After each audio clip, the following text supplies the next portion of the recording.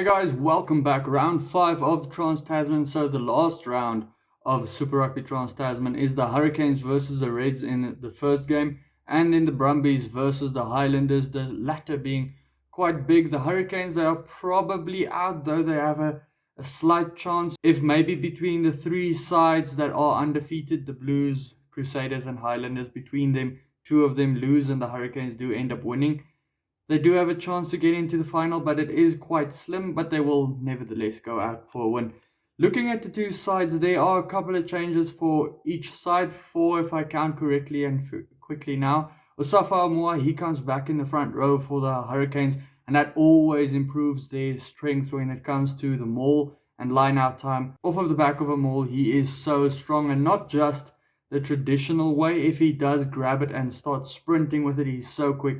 And he does score a couple of tries. Paenga Mosa, he's just as good off of the back of a maul. He hasn't been that good for most of the season when it came to putting the ball into the line out, but he's getting better in this stage of the season. Numia and Lomax, they are the two props for the Hurricanes in this game. The Reds, they have Tupou and Futa Hiko, who have been powerful props so far this season. Very, very powerful guys that are going up against each other at scrum time. The Hurricanes will try and nullify that, but it's going to be a difficult one. Angus Blythe, he comes in at number 4. I'm quite happy to see him there. He doesn't get much game time these days, and he's the type of guy that can nullify mauls very easily. That's one of his strengths, is his defense on the maul.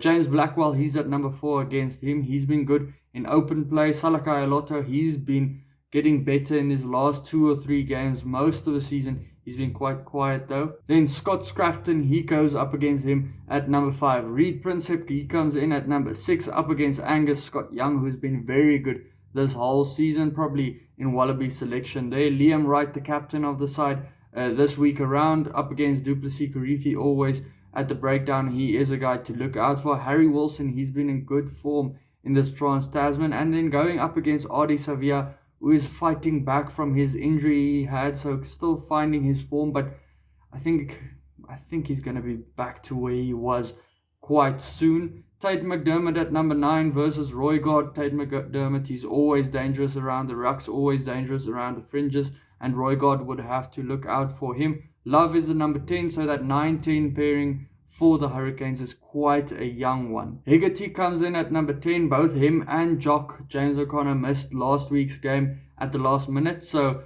that kind of dampened the Reds' attack, and it didn't really help their defense either. Hegarty, he's at number 10. I do not think he's the best number 10 on attack. A lot of times he does play a bit too flat. He doesn't really see the guys out wide a lot of times, so I would like to see maybe he is a bit better after playing a long time now at number 15. Isaac Henry, he kicked quite well at number 12 last week. Quite a new guy to the Reds as well. Up against Laumape, probably his last game for the Hurricanes then before moving to France. Paisami at number 13. Very, very powerful number 13 there when it comes to defense as well. He's a quick runner as well. Billy Proctor, he's been good at number 13 this year as well for the Hurricanes. The All Blacks might have a bit of a problem at number 13. You can maybe let me know, All Black fans, who do you think are going to be the number 13s for the All Blacks? Then out wide, 11 and 14, both are newbies into the park. Wes Goosen, always a prolific try scorer. You have to look out for him. Josh Fluke, he's been in brilliant form as well. He's a good stepper as well. Really gets the gap in front of him. Daigunu, he was brilliant last week as well, in the air as well. And then Julian Savia also bringing himself back to his good form. Jordy Barrett with his big boot. Last week, I think he missed 3 kicks, and that at the end of the game did cost them the game against the Brumbies. Unfortunately, that also cost them probably their chances at playing in the final. But he will want to play his best game at the end of the season, so I would want to be wary if I was the Reds. Dane Coles is at number 16 up against the young Asiata. Hoopert, he's back at number 17, and Nongor at number 18. Rakete Stones and Fidao, that's 2 powerful props for the Hurricanes. Liam Mitchell, Flanders, Luke Campbell, who's been starting most of the games for the Hurricanes, is on the bench. And then Peter Umaga Jensen, who kind of lost all of his form of last year where he became an All Black, is on number 22. And then Rayasi, the 7-star, a very, very good attacker as well, is at number 23. On the bench for the Reds, they have a powerful bench with Ryan Smith, who's started most of the games at lock as well this season. Fraser McWright, very good when it comes to breakdown time as well. Kalani Thomas, most of the season he's been playing off of the bench as well. And then a guy on his debut, Crichton. Sorovi, another scrum half on the bench there, so he's probably going to be playing outside back this week, is on number 23. Guys, getting to the prediction, if I do look at it, it doesn't look like the Reds have won here since 1998. I don't know if that's right, but that's the stats I have. I don't think they're going to win it here either. I think the Hurricanes to win this one at the end of the season by, let's say, 7 points. Let me know your prediction for that one down in the comments. Let's get into the last one for Friday, which is the Brumbies versus the Highlanders. Both have something to prove. Brumbies, they got their first win last week. The Highlanders, they are in the final spot at the moment above the Crusaders. They will really want to solidify that, and they have big names back as well, such as Aaron Smith. So getting to the two front rows, they've been playing really well. Scott Seo, Lenorgan, and then Ala Alatoa. Lenorgan, he's kind of now in the fold as number 2 above Fainga. The Brumbies are really playing around with who their number 2 is now. Ash Dixon is the solid number 2 for the Highlanders. They know he's the number 2 for them. Tokalai at number 3, powerful scrummager. So is the Groot, the youngster. I wonder if he might get a call up this year. Bryn Evans and Paripari Parkinson switch around for some reason. Scrum tacticians or line-out tacticians, you can maybe let me know why. Darcy Swain and Nick Frost, that is the locks for the Brumbies. Hugh Renton, he comes in at number 6 for the Highlanders. He's been in good form in this Trans Tasman, so it's good that he is rewarded. So has Billy Harmon. He's been in very good form, really kind of showing what he can do, the ex-Crusaders player. And then Jimeno, also brilliant player there. He's kind of the barnstorming runner now that Frizzell is injured. Talking about barnstorming runners, Valentini, he's the same type of player for the Brumbies. He's a bit more quiet now in the Trans Tasman. Rory Scott, they've been playing around a little bit at number 7, not really finding a number 7 there.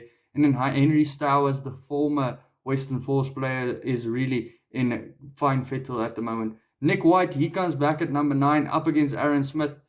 That's a mouth-watering game, that, because that is basically All Black versus Wallaby number 9 potential there, and very experienced combo there, or very experienced number 9s going up against each other. Can't wait to see what they do when they do field against each other. Aaron Smith, so good this season so far, just making so many tries for the Highlanders. I think a stat the other day said that he's the biggest assister in the Highlanders team. Nick White, he's been playing a couple of games off of the bench now. Quinzel, he's at number 10, strangely enough, shifting from 12 to 10. Look, at first it was quite strange to me, but apparently Lolesio is a little bit injured. They're just playing safe with him. Mitch Hunt, he's been exciting so far this year at number 10. And Quinzel, being more of a number 12, will want to take him on, especially on defense. Let's see how the Brumbies line does go with having basically two number 12s next to each other. Scott Gregory at number 12 versus Simone. Gregory has been good this year at number 12, very powerful runner. Simone has also been very good at finding space for the guys next to him. Ikitau versus Collins. And then Tompkinson, I'm quite excited to see him at number 14 again. He's been scoring a lot of tries, the centre, playing out on the wing. Nareki, always an exciting guy on the wing. The 7-star for the Highlanders. Mac Hansen and Tom Wright, always prolific try scorers for the Brumbies as well. Tom Banks versus Josh Ioane. That's again a Wallaby versus an All Black. So it's going to be a big game again on the fullback. Getting to the two benches, Coltman is playing this 128th game for the Highlanders, making him the record holder for the hooker with the most games for the Highlanders. There's a debut for Pollard, who is apparently a good hooker. I would want to see how he plays. Lloyd and Ross at number 17 and 18. Johnston and Honeck, powerful scrummagers again for the Highlanders. And those scrummagers, those props, have really made their game a lot better this year. Then they have Lynches and Dixon. Hamilton, who played very well standing in for Smith last week in his 50th game. Gilbert and then Ben Nicholas. Then there's also guys like Hooper at number 19, Raebma at number 20, but guys to really look out for is probably Lenorgan with his big boot at number 21. Then there's a youngster in the form of Pasitoa, and then the strong runner Kata at number 23. Guys, getting into the prediction here, I don't think the Brumbies are going to get another win here, even though they are in good form. I think the Highlanders have enough reason to win this one. They haven't played in a final in quite some time, so they have a lot of reason to win this one, especially having that little bit of a South Island contest with the Crusaders. They would like to kind of seal it out from the Crusaders, not to have it. So leaving it in the Park of the Blues to actually also get the final place there. So for me, the Brumbies won't win it. The Highlanders to win it by 3 points. I think it's going to be a close one. Let me know your prediction for these games down in the comments below. Also, check out these videos next to me. Hit the subscribe button if you do like the channel. And then I'll see you for the next one. Cheers.